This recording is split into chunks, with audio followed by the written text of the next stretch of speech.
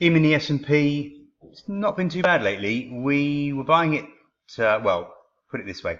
It held the 100-week moving average, and there was some fib support around 25.95. So just below 2600 was where we had that support area. Now, we didn't quite get down there, so admittedly, we wouldn't have got a chance to buy down there. It bottomed at 2603. But since then, the levels have been working quite well, I think. We got up through 2685. We got to the low 2730s, which was a really good resistance area, and that certainly worked for quite a while before we broke higher into the end of last week and got to the next target of 2766. Now, that was some fib resistance, and there was also the 200-day moving average, so it wasn't too difficult to spot, and that was a beauty. We reversed from there. So some scalping opportunities in the E-mini S&P, and the good thing is when you do get a decent trade on, you're looking at 20 or 30 points on a trade. So the old days when you were looking at, you weren't even looking at that much move in a day really. Now you're getting to scalp that on one trade. So it's been fun, and I think that will continue. We are clearly in a bear trend over the last month, and at the moment that looks like it is continuing. So the outlook is relatively negative, but I'm not sure. This might be a period of consolidation where we're quite volatile, but we move mostly sideways. We'll see, but there's no point really in running a position too far. If you think we are going to continue the bear trend, keep a core short position, just a small one, because you will get these violent upswings, as I have warned you. And then you can just scalp in and out during the day.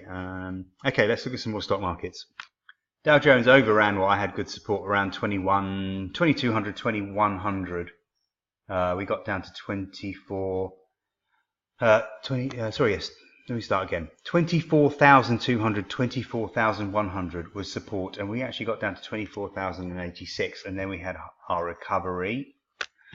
Yeah, we got the exact low there, didn't we? Because I've been boasting about that on Twitter. In fact, you've got to boast when you get something like that right.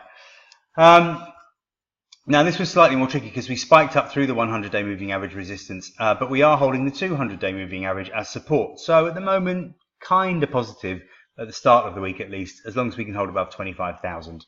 And then maybe get up through 25,500, and we'll see what happens. I can't really elaborate more on what I've written in the report, but certainly the 24,000 level is, we have to stay above there, and really, we've got that support level around 24,200, 24,100.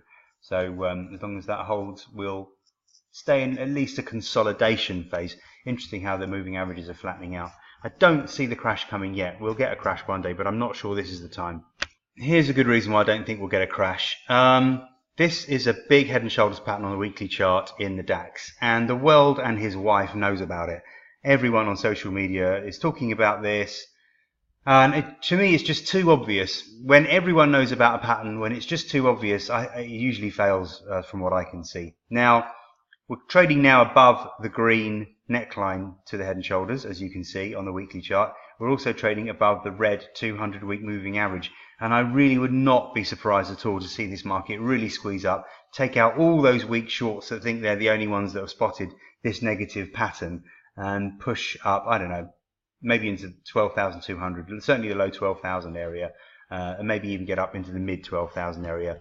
So we'll see, but yeah, it's just too obvious. We reversed from, well, I had support down around 11,000, 10,900, and that worked really, really well. So if you jumped into a long on that, I'm pleased.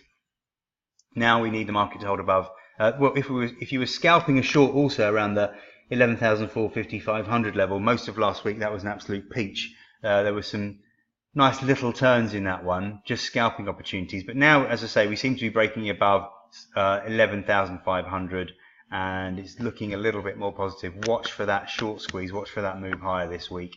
I think that's the risk for this market.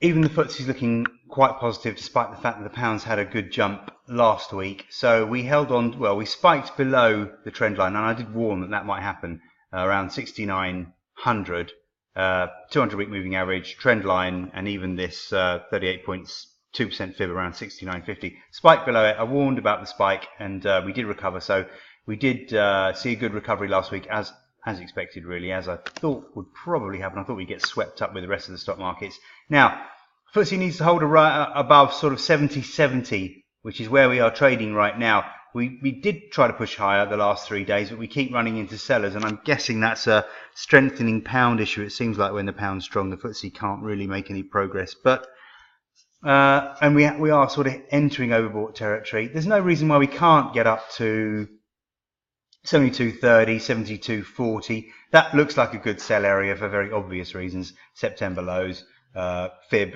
38.2% fib, and 55-day moving average. So that would be the level to watch if we do strengthen this week.